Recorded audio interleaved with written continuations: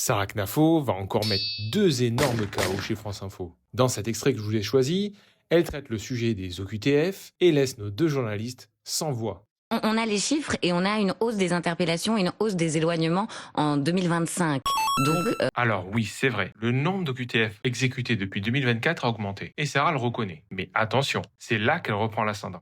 ça marche pas Vous si mal connaissez que le ça en taux France. d'exécution des OQTF en France? 5. Il est extrêmement faible. Oui, il est faible, mais 5%, Paul, c'est complètement faux. Regardez comment Sarah prend l'avantage du débat avec ses chiffres. Mais D'accord. ça progresse Vous le quand même. connaissez?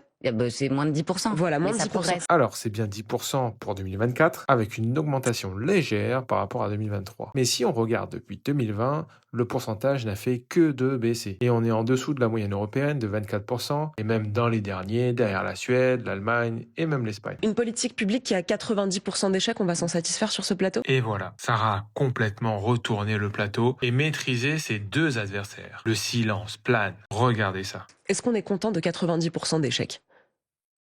On peut pas être satisfait, vous êtes d'accord? C'est On pas à paye moi de des le dire. impôts et on a une politique publique qui a 90% d'échecs. Dans n'importe quelle entreprise privée, un patron qui a 90% d'échecs, il s'en va, vous êtes d'accord? Nous, on trouve ça normal. C'est naturel d'avoir moins de 10% d'exécution des OQTF.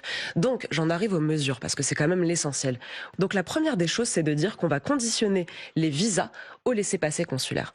Plus un visa avec des pays qui refusent de reprendre leurs clandestins, qui sont parfois des individus dangereux. On a un devoir de puissance, en tant que nation. Ça s'applique au sujet migratoire dont on a parlé. On peut pas se laisser marcher sur les pieds par l'Algérie. Ça n'est pas possible. J'ai publié un rapport sur la souveraineté technologique. J'y ai travaillé pendant 1 an, et dans ce rapport, je dis précisément qu'on doit arrêter de se laisser marcher sur les pieds en matière technologique. Et voilà, c'est terminé pour notre analyse d'aujourd'hui. Si vous avez aimé la vidéo, n'hésitez pas à la liker, à la partager et à vous abonner pour de prochaines vidéos.